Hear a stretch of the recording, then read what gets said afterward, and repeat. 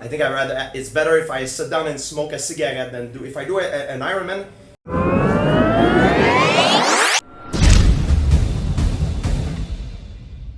What's up? So I'm here with Woody, the strength and conditioning head coach here at Bangtao Muay Thai and MMA down in Phuket. We just had an awesome Q&A session with Georges Saint Peirre, arguably the greatest fighter ever and just an absolute legend of human being. And a conversation came up about the best form of cardio for MMA and the amount people run. So I want to know your opinion about running for MMA when it comes to how long you should you do it, and how frequent you should do it. I guess there's a big debate about it. It's been going on for years, and a lot of people have always ran for fight sports.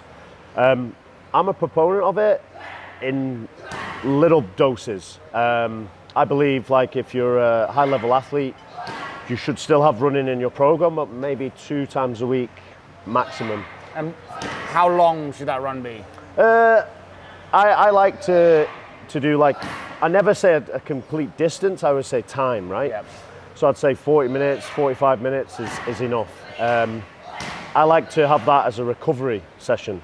So a recovery run, so it's just nice and light, nice and easy, it's just a nice jog. Definitely. What about the heavier athletes though? Yeah, for a heavier athlete, such as myself. What are you talking about there? I would prefer more off-feet conditioning, right? It's especially if you're a beginner, basically. If you're a heavy person, you're a beginner, I wouldn't recommend really running too much until you kind of get your weight down, just because the risk reward for injury and like kind of inflammation, your joints aching and stuff like that, I just think that it's not the best option for a heavier athlete. Yeah, one of the things I've always thought about running was the mental aspect of it. You know, it teaches someone to fight against the adversity and do stuff in the morning that you don't want to do, and I think that there's something valuable in that. But one of the problems is with the longer runs is a lot of your diet, nutrition, and your recovery is now going to the run rather than things that could be more meaningful. Speaking of which, we did actually have a chance to talk to GSP, and we did ask him the question. So let's find out what GSP has to say about running. Well, it's a big debate. Not everybody will agree. I believe that for someone who's out of shape, I'm not talking about a seasoned athlete, I'm talking about a regular Joe. Running, if he wants to be competitive, it's important. But if you're an elite athlete, which means you already have a minimum level of fitness, I think you can run, but more for therapeutic use. I don't think running will increases your cardio in fighting. I think what will increase your cardio in fighting is your efficiency in a skill of fighting. Wow. I think every sport is very specific. I do like to run because I believe it's a beautiful sport. It's very therapeutic, and there's an interesting study that shows that most men after the age of 30 will never sprint any ever in their life. So I think it's important to sprint because it increases your level of testosterone naturally. And I'm always trying to look for ways to increase my fitness level, and I think running is a good way. Not overdo it if it's not your sport. So how often do you run then? Once a week. Once a week. And not long run. That's the thing. If you do long runs like Ironman, I think this is something crazy, and a lot of people disagree. But for me, because I'm already an athlete, I believe if I do an Ironman, for example, it will be detrimental for my health. I think it's better if I sit down and smoke a cigarette than if I do an Ironman, it will create inflammation in my joint. It will increase my cortisol and decrease my testosterone. It'll break your body down, yeah. Yes, I think for me, what fits me best is short interval sprinting. That's what I believe it's the most optimal training for me. But for someone who's out of shape and work in an office, I think he needs to increase his fitness level. I think I pretty much agree sort of physical exercise will be good for him.